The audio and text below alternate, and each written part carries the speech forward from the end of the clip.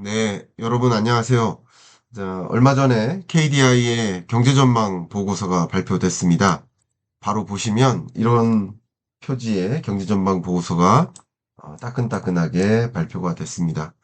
얼마 전에 여기 맨 위에 계신 경제전망 실장님, 정규철 실장님과 저희 경영난과 토론합시다에 초대되어서 저랑 토론을 진행했습니다. 그죠? 그래서 기존에 2.0%로 KDI가 전망을 했었는데 저는 2.0%가 어렵다라고 전망한다. 1%대 중후반을 전망한다. 라고 논의했더니 타당한 전망 같다라고 인정을 해주셨어요.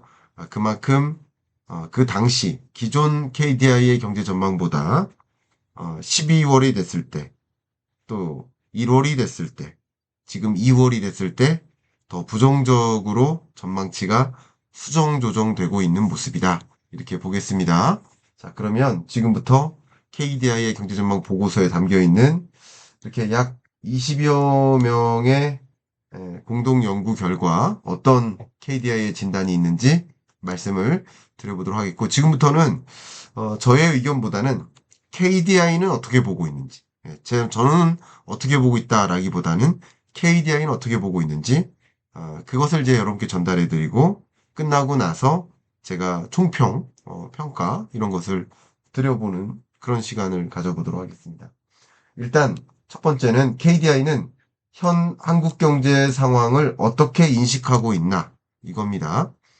경제 성장률이 23년 중후반 정도로 좀 상당 부분 높게 치솟다가 그 이후 성장세가 상당 부분 둔화되고 있다라는 것이고, 다만 이 성장세가 둔화되는 흐름 속에 전기 대비 성장률로 보아도 23년 4분기, 1분기가 지난 이후에 24년에 1, 2분기 때 2분기 마이너스를 기록했는데 3분기는 그거보다 고작 0.1, 또 4분기는 그거보다 고작 0.1% 경제 규모가 증가하는 수준에 못 미쳤다. 이렇게 볼 수 있겠죠. 이게 KDI가 보고 있는 한국 경제에 대한 총평입니다.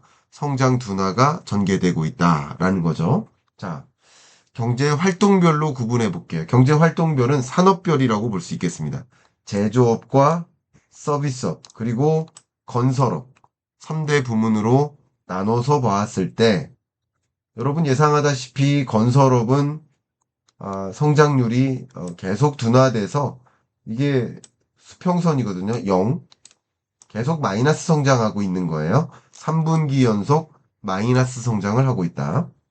서비스업은 계속 그냥 지지부진한 둔화의 흐름이고, 제조업 경기 같은 경우도 23년 초중반 정도 나름 정점을 찍었는데 그 이후 성장 둔화가 되고 있다. 라는 이것이 KDI가 보고 있는 한국 경제에 대한 경기 판단, 인식이라고 볼 수 있겠습니다. 자, 지금 경제 활동별로 보았습니다만 그 밖에 여러 부문별로 살펴보고자 하는데, 보시는 것처럼 예금은행의 대출금리를 보면 KDI는 어떻게 평가하고 있냐면 22년에 금리를 대대적으로 인상한 이후 그 이후 여전히 대출금리가 높게 유지되고 있다. 이 대출금리가 지금 이따가 또 물가나 나머지 부분을 보겠지만 대출금리가 상당히 높은 수준이다. 과도하게 높은 수준이다라고 KDI는 인식하고 있습니다. 그게 맞다 틀리다가 아니라 KDI가 어떻게 인식하고 있는지를 본 겁니다. 자, 소비자 심리지수 같은 경우도 12월 비상계엄 선언 사태 이후 이 100 밑으로 크게 꺾였고, 그리고 25년 1월 들어서도 여전히 소비자 심리가 얼어붙은 상태에 맴돌고 있다. 이렇게 해석하고 있죠. KDI도 이렇게 경제 상황을 인식하고 있는 모습입니다. 그 다음 내수 경기와 외수 경기를 구분을 해볼게요. 내수 경기에서는 하나가 투자고 그 다음 하나가 소비입니다. 근데 그 투자 영역에서 보면 설비 투자와 건설 투자가 있고 그 다음 이제 소비를 보는 건데, 건설 투자는 건설 경기가 3분기 연속 아까 마이너스라고 말씀드렸던 것처럼 건설 투자는 계속 마이너스 행보고요. 설비 투자도 일시적으로 2, 3분기 정도 회복되는가 싶었더니 역시 24년 말로 가면서 설비 투자가 둔화되고 있는 모습. 그러니까 내수 경기가 투자라는 기업들의 신규 투자라는 것도 얼어붙어 있다. 민간 소비도 회복되지 못하고 있다. 이 증가율로 보면 2%를 크게 밑도는 1%대의 민간 소비 증가율이 유지되고 있다.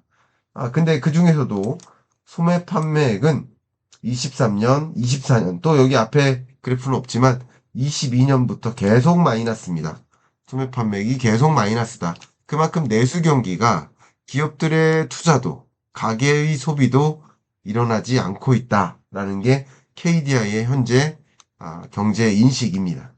그 다음, 이런 경제 상황이 물가에, 고용에 영향을 미칠 텐데, 근원 물가 상승률이나 소비자 물가 상승률이 분기별로 보았을 때, 1, 2, 3, 4분기로 봤을 때, 24년 말까지 어쨌든 2%라는 물가 안정 목표에 이미 부합하게까지 물가 상승률이 떨어졌다. 떨어졌으니 지금의 금리는 높다. 그러니까 물가 잡기 위해서 금리 인상했다면 이제 물가 목표하는 수준에 부합하게 떨어졌는데 왜 금리 인하 안 하냐? 라는 KDI의 인식도 여기에 담겨 있습니다. 이따가 그 부분 명확히 전달해 드리겠습니다. 그게 가장 중요한 논조거든요.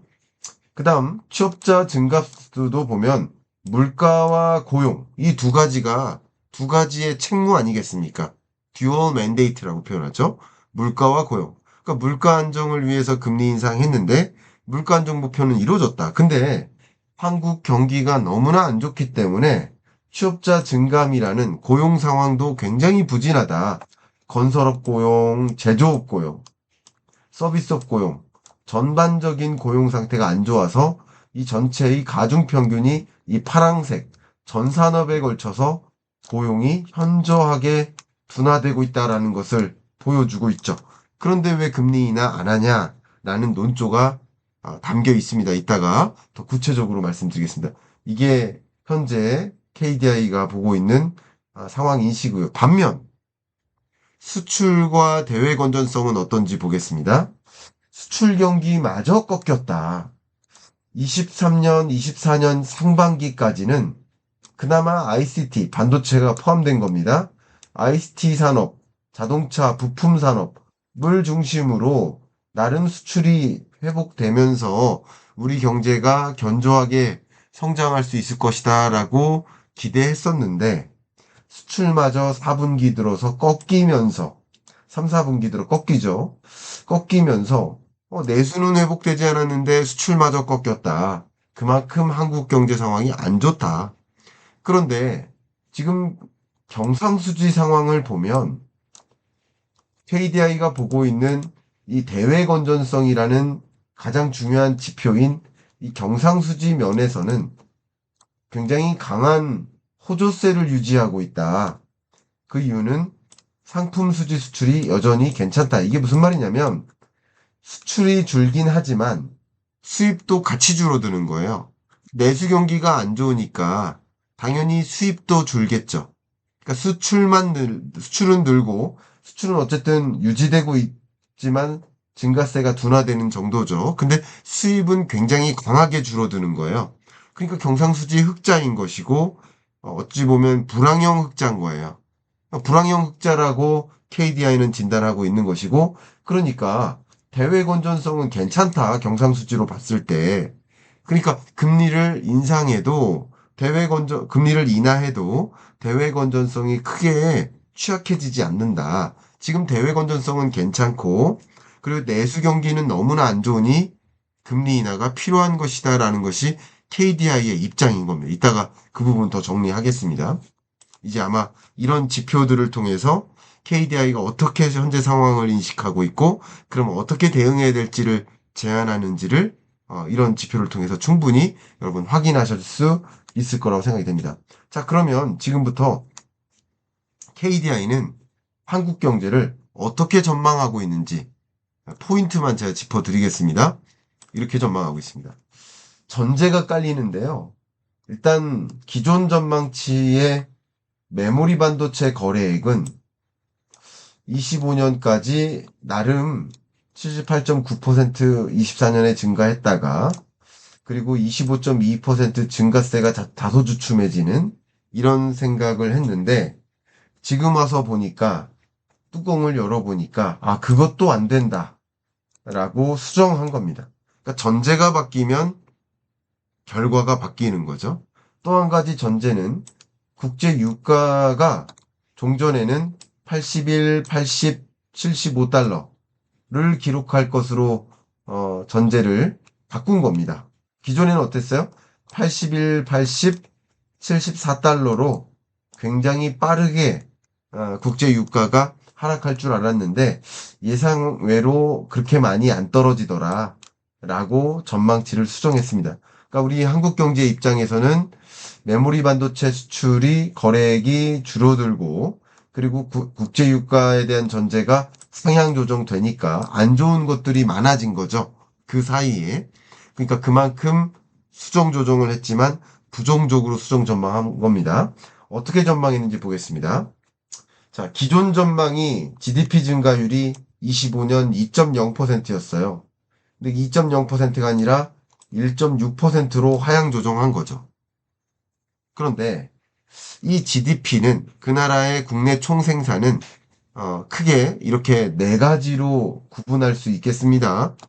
뭐 정확히 말씀드리면 저희 기초니까 자주 말씀드렸었던 건데 GDP는 첫 번째 소비, 컨섬션, 소비가 들어가고 두 번째가 정부 지출, 세 번째가 정부 지출은 GX, Government Expenditure, GX, 그리고 세 번째가 투자, Investment, I가 들어가죠. 그 투자는 크게 기업의 투자인데 설비 투자와 건설 투자로 구분됩니다. 그리고 나머지 마지막 하나가 Net Export, 순수출을 뜻하죠. 자, 그러면 그 부문을 한번 살펴보면 민간 소비 먼저 종전 전망은 1.8%였어요. 그래도 민간 소비가 뒷받침될 거야. 이렇게 생각했는데 지금 와서 보니까 1.6%밖에 안 되는 거예요. 그리고 설비 투자도 한 2.1% 증가할 것 같아 라고 생각했는데 그거도 안 되는 거예요. 2.0%인 거. 건설 투자는 그래도 마이너스긴 하나 마이너스 0.7%로 미미한 마이너스일 거야 라고 생각했는데 마이너스 1.2%로 사실 더 큰 마이너스다 라는 거예요. 그리고 상품 수출 같은 경우는 기존 전망이 1.9%였는데 생각보다 트럼프가 더 빨리 관세 전쟁을 시작하고 대외 무역의 긴장감이 고조되고 또 그 밖에 반도체 수요 글로벌 거래액이 둔화하면서 우리의 수출 증가세는 더 빠르게 둔화된다. 그러니까 이런 것들을 반영해서 이렇게 하향 조정한 거다. 이렇게 보시면 이해가 되겠죠. 그러니까 이렇게 하향 조정하게 된 것은 KDI가 기존 전망치를 냈었던 시점이 지금으로부터 한 3개월 정도 되는데 그러면 11월에는 없었지만 지금에는 있는 것 그게 첫 번째 대내적으로는 이 정치적 불확실성 그죠? 그리고 대외적으로는 트럼프 당선과 굉장히 강한 미국 우선주의적 그런 정책 드라이브, 관세 전쟁이 가장 대표적이죠.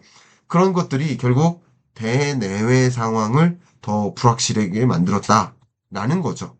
그렇게 판단하고요.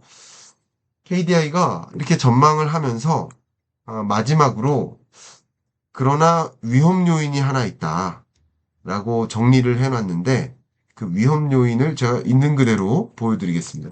같이 읽어드리도록 하겠습니다. 같이 읽기 위해서 전면으로 이렇게 하면 또 잘 안 보이네요. 이렇게 하겠습니다. 국제 통상 여건에 대한 불확실성이 높게 유지되는 가운데 통상 분쟁이 격화되는 경우, 그러니까 이럴 경우라고 한다면 이 정도로 격화되지는 않을 거라고 전제한 거예요. 근데 통상 분쟁이 격화될 경우 우리 경제에 더 큰 하방 압력으로 작용한다. 그래서 미국 통상정책 변화의 대상이나 시기나 그 정도, 그러니까 한국을 직접적으로 포함할지 여부, 그죠? 언제부터 관세 전쟁을 대대적으로 도입할지 여부, 그 관세율도 몇 퍼센트로 도입하는지 여부, 대상 시기 정도, 이것에 대한 불확실성이 남아 있어요. 그렇기 때문에 국내 기업들은 어떻게 돼요? 투자가 더 위축되는 거예요. 도저히 투자를 할 수가 없는 거예요. 우리 수출에도 당연히 하방 압력으로 작용하는 거죠. 통상 분쟁에 따른 교역 제약의 직접적 영향과 함께 각국의 경기 둔화는 우리 수출의 추가적인 하방 요인으로 작용한다. 그러니까 우리나라뿐만 아니라 다른 나라에 대한 제재, 그러니까 관세 전쟁, 관세를 부과하는 그런 조치들은 역시 우리나라가 상대하는 여러 국가들에 대한 경기 둔화를 만들고 이게 수출의 추가적인 하방 압력으로 작용한다. 대내적으로는 국내 정국 불안이 장기화되면서 경제 심리 회복이 지연될 수 있다. 이게 두 번째 리스크 요인인 거예요. 내수 개선이 제한적일 수 있다라는 거죠. 자, 이렇게 KDI는 두 가지, 제가 지금 말씀드렸던 두 가지, 결국 대외 불확실성이 여전히 존재하고 대내 전국 불안, 이게 여전히 존재하기 때문에 향후 이런 것이 더 부정적으로 전개된다면 지금 전망했던 1.6%도 달성하기 어려울 수 있다. 물론 이 두 가지 요인이 긍정적으로 지금 KDI가 생각한 것보다 더 긍정적으로 전개된다면 그나마 뭐 1.6%가 아닌 1.78%로 상향 조정할 수도 있겠죠. 그런데 이번에 굉장히 회자가 됐었던 것은 아마 이 기사는 그대로 제가 캡처해서 보여드리는 거니까 우리 정규철 실장님 우리 경인남과 토론합시다에 출연하셔서 저랑 토론도 하고 제가 종종 통화도 합니다. 그러면서 어떻게 생각하냐고 좀 의견도 여쭙고 저도 많이 이렇게 토론하는 대상인데요. 어, 기자회견에서 추경 요건 갖춰졌는지 불확실하다라는 표현을 했어요. 그러니까 추경이 필요하다라는 입장들이 많이 있지만 지금 현재 기획재정부 정부 사이드의 재정정책 관점에서는 재정이 충분치 않고 2분기 연속 세수 결손이 발생했고 그리고 추경을 단행할 만큼 재정이 그렇게 탄탄하지가 않습니다. 그리고 그 밖에 다른 이런 불확실성 요인에 환율 불안이라든가 이런 요인에 또 많은 예산도 쓰여지고 있기 때문에 추경 요건이 갖춰졌는지는 아직 모르겠다. 근데 이거 중요한 얘기, 금리 인하가 우선이다라는 표현을 하셨단 말이에요. 이 부분에서 제가 의견을 드릴게요. 재밌는데 한국은행 입장에서는 한국 경제가 구조적인 재편이 필요하다라는 입장을 계속 이야기하고 두 번째 또 구조적인 재편뿐만 아니라 재정정책적으로 더 경기부양적으로 움직여야 된다라고 하면서 금리 인하는 조금 고민을 하는 상황입니다. 왜냐하면 또 한국은행으로서는 미국은 금리 인하 중단할 것 같은데 또 강달러 기조가 계속 유지되고 있는데 이 상황에서 한국은행이 먼저 금리 인하하기가 부담스럽다는 입장이 한국은행 입장에서는 그러니까 정책적으로 재정정책과 통화정책이 있다라고 할 때 통화정책의 수장은 재정정책으로 대응하라라는 입장을 계속 표현하고 있는 것이고 또 이 재정정책 담당자 입장에서는 그죠? 기획재정부나 KDI 입장에서는 통화정책이 먼저 나서야 된다라고 입장을 한 서로 뭐 하는 겁니까? 서로 상대 정책에 대해서 더 적극적으로 나서줄 것을 요구하고 있는 입장이죠. 저는 이런 관점에서 저의 의견을 드리면 통화정책은 저는 독립성을 부여해야 된다 생각하고 그렇게 하기 위해서는 통화정책이 어떻게 결정되는지를 지켜보면서 금리를 인상하든 동결하든 인하하든 그 결과 하에 최선을 다해서 재정정책을 펼치는 거죠. 우리 재정정책이 나아가지 못하니 통화정책이 그렇게 움직여야 된다라고 제안하는 것이 타당할지에 대한 의문은 저는 많이 가지고 있습니다. 이해 가세요? 저는 그런 생각을 갖고 있습니다. 예를 들면 마치 제가 부모님으로부터 예를 들면 제가 뭐, 예를 들어서 막 이렇게 뚱뚱하게 태어났어요. 근데 계속 뚱뚱하게 태어났는데 부모님을 욕하는 거예요. 그러면 됩니까? 그렇게 태어났으면 태어난 조건 하에서 최선을 다해서 우리가 살아가야죠. 바로 그겁니다. 그러니까 통화 정책은 물론 전문가로서 정규철 실장님도 전문가시니까 전문가적으로 그게 필요하다라는 의견을 가질 수는 있지만 이렇게 공개적으로 기자회견장에서 금리 인하가 우선이다라는 그런 표현을 하는 것이 맞을지에 대한 저는 의문을 갖고 있습니다. 네.